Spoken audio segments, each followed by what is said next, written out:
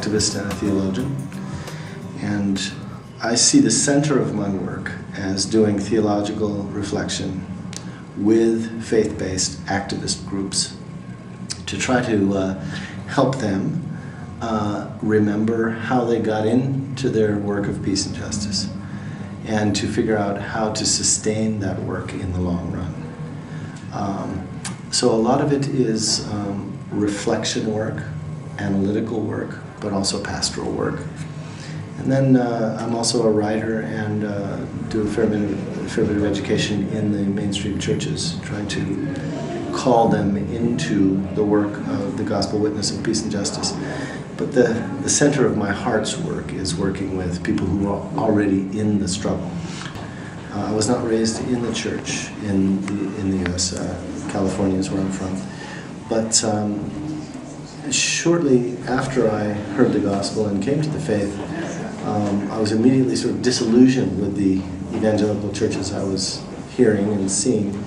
And fortunately for me, was introduced to the radical discipleship movement, which was a movement in the mid-1970s that really was centered both in the U.S. and in Australia, where my friend Paul is from. It was a movement that was really trying to talk about the whole gospel for the whole person, for the whole world. And that is what really grabbed my attention. And then it was through meeting some radical Catholics, particularly in the Catholic worker movement in the United States, as well as radical Baptists and radical Methodists and so on, that really influenced my experience of what the faith calls us to. You know, I came into the movement in the mid-1970s, and that was just before the dawn of the Reagan-Bush era, really. 1980 is when Ronald Reagan comes to power in the U.S. And so it's been pretty tough slugging as far as any social justice movement, but particularly faith-based social justice, because not only has the political milieu moved to the right, but also the ecclesial conversation has moved more conservatively, as your listeners know. So there's been lots of discouragement, but there has been plenty to be encouraged by. I think I would probably name three things. One would be the solidarity movements of the 1980s, which were primarily focused on Central America, but also, in my experience, also in Asia and the Pacific.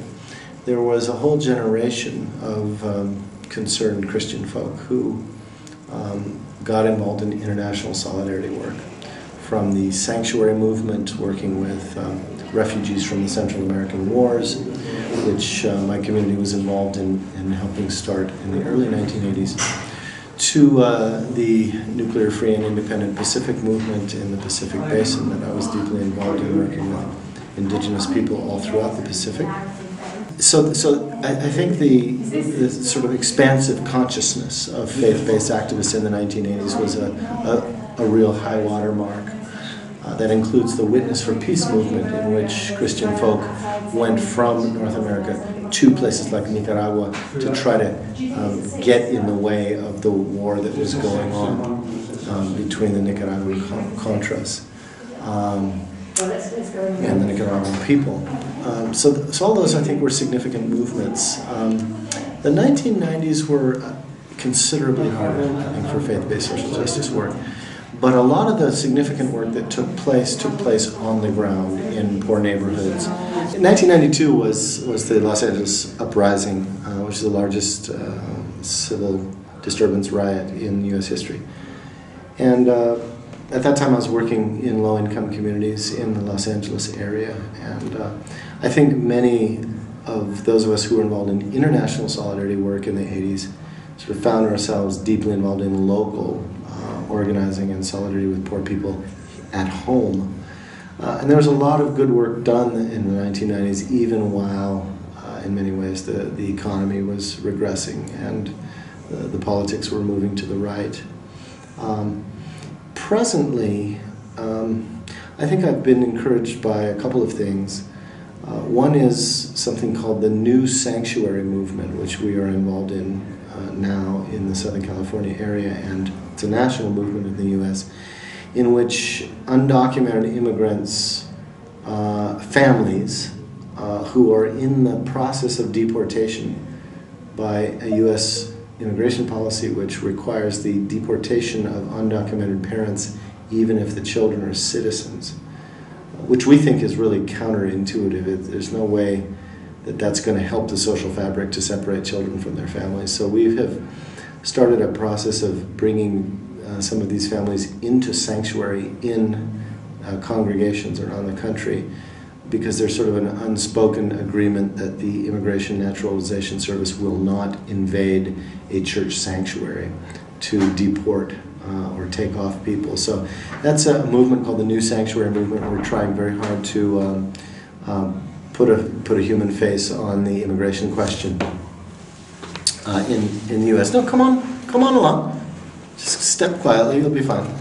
Thank you, though, for your consideration. Yeah, Very thanks. kind of you. Appreciate it.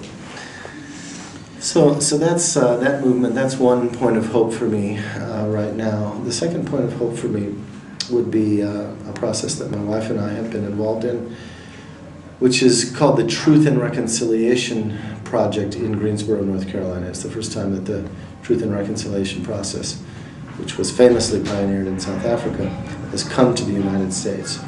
It has to do with the murder of 5 labor activists by the Ku Klux Klan and Nazis in 1979 that happened in this stalwart southern town in North Carolina. And the victims of that shooting, the spouses of people who were shot and also people who were wounded, have been working on a grassroots version of a TRC that has had extraordinary ripples sent throughout the national scene, and we've been very, very pleased and proud to be advisors to that project. It's a very, very significant project in which North Americans who are notorious for not facing their historical past are having to try to learn the truth about past racist behavior and economic discrimination. So those are some of the high points. There are good things that have happened.